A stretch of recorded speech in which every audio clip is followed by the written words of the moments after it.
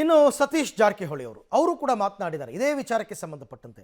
D K Shivakumar KPCC ಅಧ್ಯಕ್ಷ ಗಾದಿಯಿಂದ ಕೆಳಗಿಳಿಸೋ ಬಗ್ಗೆ ನಮಗೇನು ಹಠ ಇಲ್ಲ, ನಮ್ಮ ರಿಕ್ವೆಸ್ಟ್ ಅಂತ ಹೇಳಿದ್ದಾರೆ. ಮಂಗಳೂರಿನಲ್ಲಿ ಸಚಿವ ಸತೀಶ್ ಜಾರಕಿಹೊಳಿ ಅವರು ಕೊಟ್ಟಿರ್ತಕ್ಕಂಥ ಸ್ಟೇಟ್ಮೆಂಟ್. ಸಿದ್ದರಾಮಯ್ಯ ಮುಂದುವರಿತಾರೆ ಅಂತ ಡಿ ಕೆ ಹೇಳಿದ ಮೇಲೆ ಚರ್ಚೆಯ ಅಗತ್ಯವೇ ಇಲ್ಲ. ಕಾರ್ಯಾಧ್ಯಕ್ಷರ ಅಧೀನದಲ್ಲೇ ರಾಜಣ್ಣ ಇರುವಂಥದ್ದು. ಜಿಸಿ ಚಂದ್ರಶೇಖರ್ ವಿಚಾರಕ್ಕೆ ಇಲ್ಲೇ ಕರೆಸಿ ಚರ್ಚಿಸಬಹುದಾಗಿತ್ತು. ದೆಹಲಿಗೆ ದೂರು ಕೊಡೋದಕ್ಕೆ ಯಾಕೆ ಹೋಗಬೇಕು? ಎಲ್ಲ ಕಡೆ ಎಲ್ಲರೂ ಸಿಎಂ ಅಂತ ಕಾರ್ಯಕರ್ತರು ಘೋಷಣೆ ಕೂಗ್ತಾರೆ ಬಿಡಿ. ಸಿಎಂ ಸ್ಥಾನ ಸಿಗೋದು ಅಷ್ಟು ಸುಲಭದ ಕೆಲಸ ಅಲ್ಲ, ತುಂಬ ಕಷ್ಟದ ಕೆಲಸ ಅದು. ಈ ಎಲ್ಲ ವಿಚಾರಗಳ ಬಗ್ಗೆ ಈಗ ಮಂಗಳೂರಲ್ಲಿ ಸತೀಶ್ ಜಾರಕಿಹೊಳಿ ಅವರು ಮಾತನಾಡಿದ್ದಾರೆ. ಡಿ ಕೆ ಶಿವಕುಮಾರ್ ಅವ್ರನ್ನ ಕೆಪಿಸಿಸಿ ಅಧ್ಯಕ್ಷ ಸ್ಥಾನದಿಂದ ಕೆಳಗಿಳಿಸಬೇಕು ಅನ್ನೋದು ನಮ್ಮ ಹಠ ಅಲ್ಲ, ಅದು ಹಠ ತೊಟ್ಟು ಕೆಲಸ ಮಾಡ್ತಿಲ್ಲ, ನಮ್ಮ ರಿಕ್ವೆಸ್ಟು. ಯಾಕೆಂದರೆ ವೇಣುಗೋಪಾಲೇ ಹೇಳಿದರು ಪಾರ್ಲಿಮೆಂಟ್ ಎಲೆಕ್ಷನ್ ತನಕ ಮಾತ್ರ ಡಿ ಕೆ ಶಿವಕುಮಾರ್ ಅಧ್ಯಕ್ಷರಾಗಿರ್ತಾರೆ ಅಂತ.